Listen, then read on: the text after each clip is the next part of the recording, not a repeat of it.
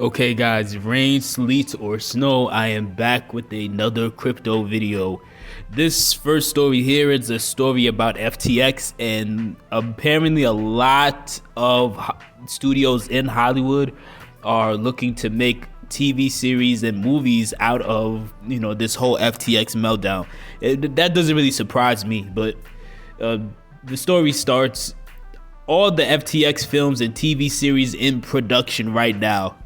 The downfall of FTX founder Sam Bankman-Fried has caught the interest of Hollywood, with several high-profile projects already in development. The collapse of crypto exchange FTX has crossed over into the mainstream like no event in the history of cryptocurrency, with acres of newsprint devoted to the downfall of the firm. Its founder Sam Bankman-Fried and his cohorts including Caroline Ellison and Gary Wang. Inevitably, Hollywood has been drawn to the story. It's a classic tale of hubris running headlong into nemesis, shot through with salacious details. The polycule, anyone? And has dragged celebrities from Larry David to Gisele Bündchen into its orbit. With Bankman-Fried now facing criminal charges that could put him in jail for over 130 years, any film is guaranteed a dramatic final act in the courtroom too. The entertainment industry has seen success in recent years with films and series focusing on failed entrepreneurs. Hulu's The Dropout and Apple TV's We Crashed, and Finance Bros, The Wolf of Wall Street and The Big Short.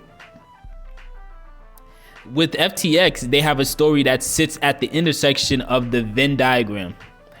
It's hardly surprising then that production companies have been racing to be first out of the gate with films, TV series, and documentaries focusing on SBF's downfall.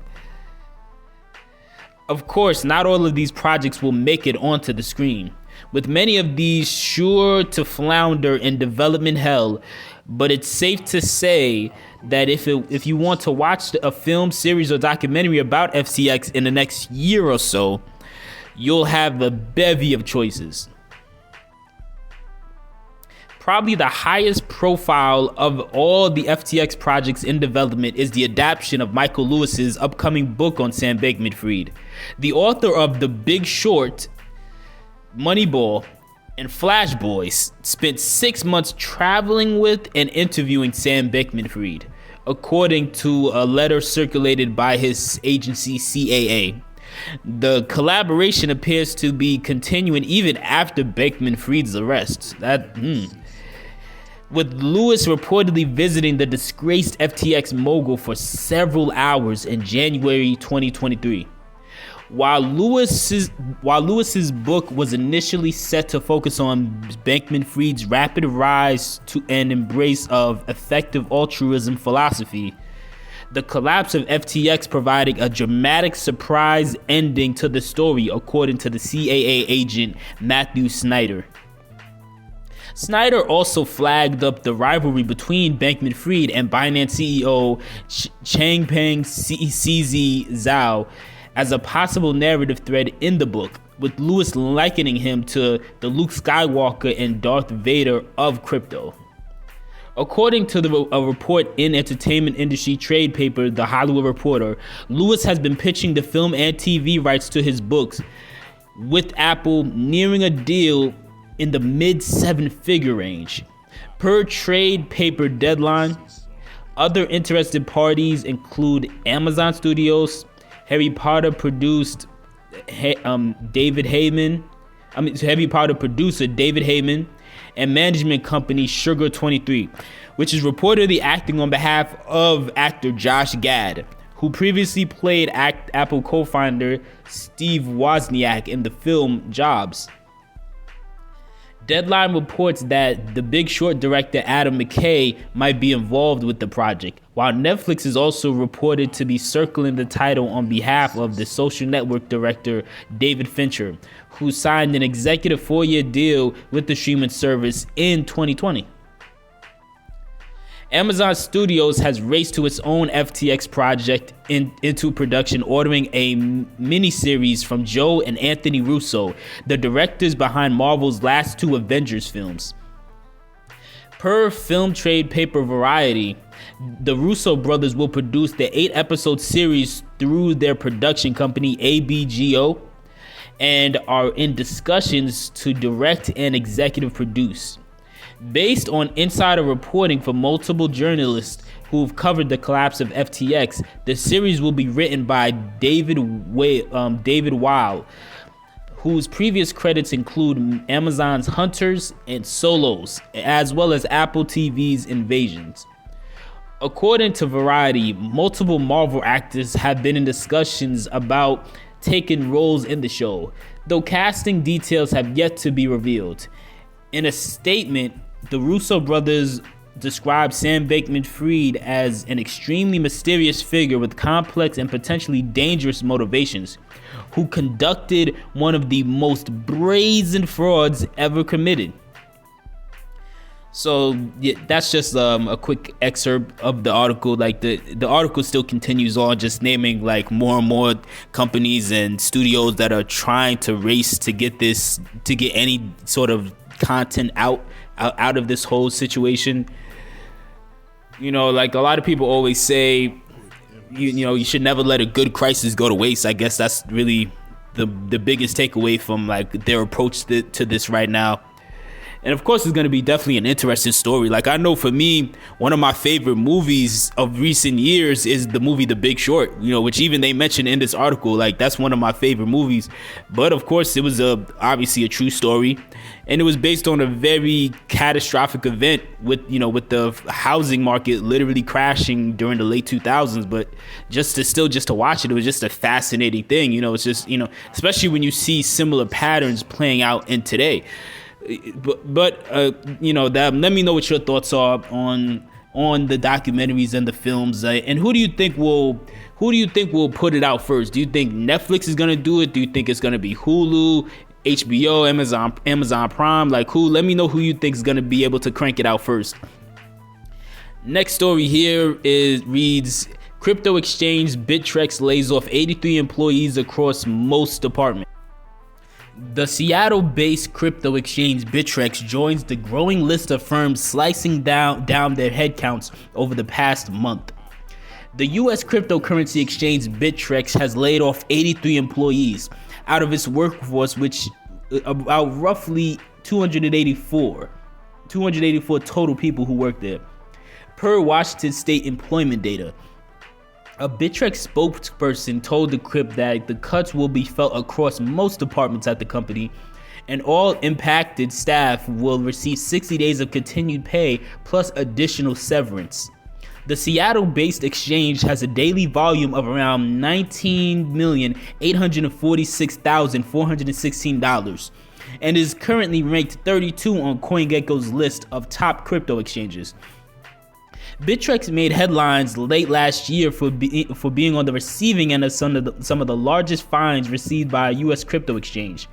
The Treasury's Office of Foreign Assets Control and Financial Crimes Enforcement Network alleged that the exchange had facilitated crypto transactions of over $263 million between March 2014 and December 2017 on behalf of the people from the Crimea region of Ukraine, Cuba, Iran, Sudan, and Syria. But the latest news puts Bittrex in line with a host of other crypto exchanges. Almost all the world's most popular exchanges have announced layoffs this year, including Huobi, Coinbase, and Crypto.com. Binance's chief executive CZ also warned staff of a bumpy several months in December.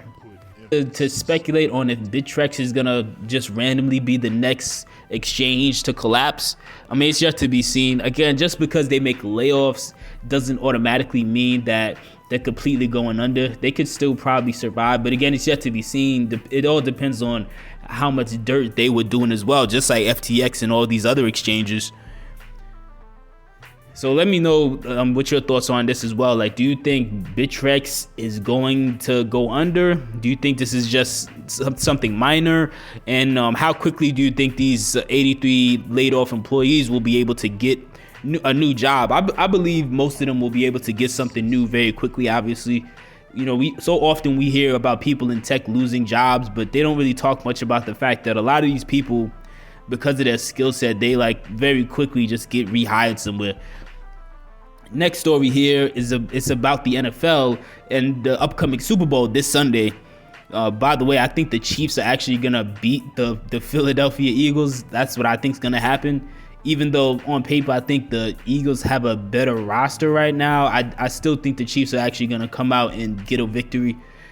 But the story reads: NFL reveals first Super Bowl Metaverse Concert in Roblox. The NFL's latest foray into digital experiences enlists hip-hop artist Saweetie. While 2022 may have made metaverse a dirty word for some, major brands are still lining up to experiment with the immersive future version of the internet. The NFL is still on that list. The league on Thursday announced plans for the first ever virtual Super Bowl concert, featuring the vocal stylings and motion captured movements of hip hop artist Saweetie. The concert will launch during Super Bowl weekend on Roblox, the massively popular multiplayer online game. On Friday, February 10th, the free concert will open to Roblox users in Rhythm City, a music-themed social role-play experience built on Roblox by Warner Music Group, home to Saweetie's record label, Warner Records. The concert will then replay 31 times every hour on the hour until Super Bowl Sunday. Quote, "I'm really excited to bring this iconic moment to the metaverse and share my music with the whole new audience in such a unique way," Saweetie said in a statement shared with the Crypt. The Saweetie Super Bowl concert was developed in partnership with metaverse game developer GameFam and is sponsored by Intuit. Those same companies also assisted the NFL in creating NFL Super Tycoon, another Roblox experience that will allow users to simulate the experience of being an NFL team owner. There will be no champagne toast and player drafts.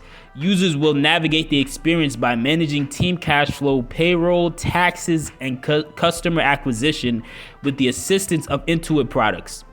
NFL Super Tycoon launches on Roblox on Saturday, February 11th.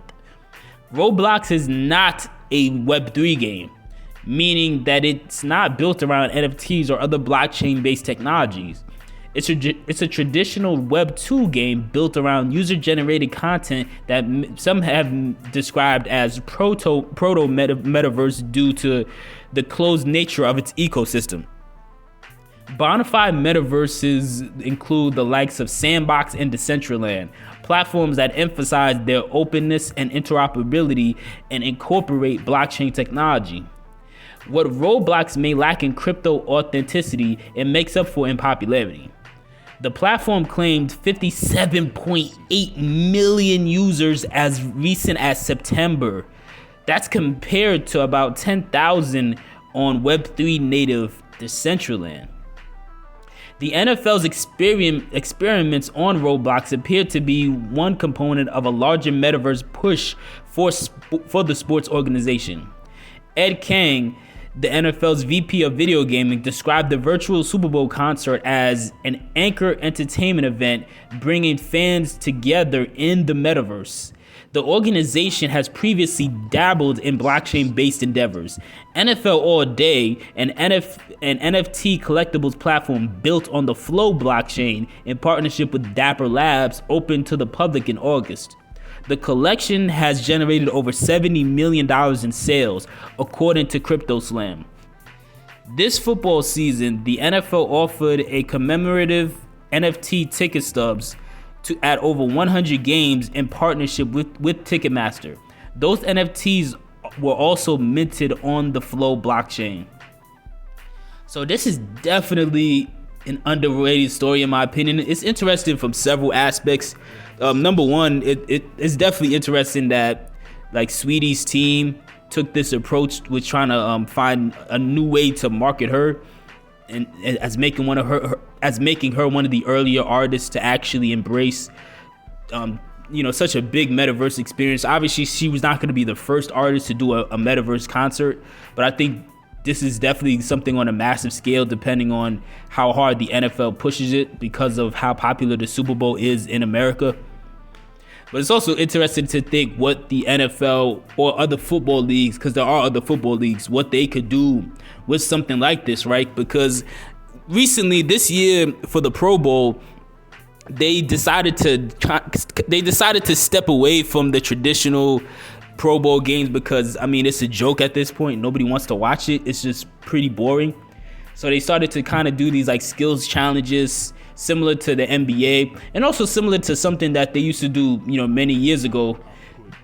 And I think that the metaverse aspect could add another interesting aspect to Pro Bowl weekend and like the skills challenge, because now imagine if there was some component that was added where just the average fan could somehow, at least feel as though they just joined in on a skills challenge during Pro Bowl weekend right next to, their favorite NFL player. Like let's say their favorite player was like, I don't know, like Micah Parsons or something. Like to be able to just think they could actually do a skills challenge side by side with Micah Parsons, or to see if they could somehow like practice throwing the ball right next to whoever their favorite quarterback in the Pro Bowl this year was. Like let's say they just happen to like Kirk Cousins or something, for them to be able to be right next to that and simulating like actually throwing the ball with them and stuff like that. It could be I think there's a lot of potential, and I think they've barely scratched the surface on what could be possible. But let me know what your thoughts are in the comment section below.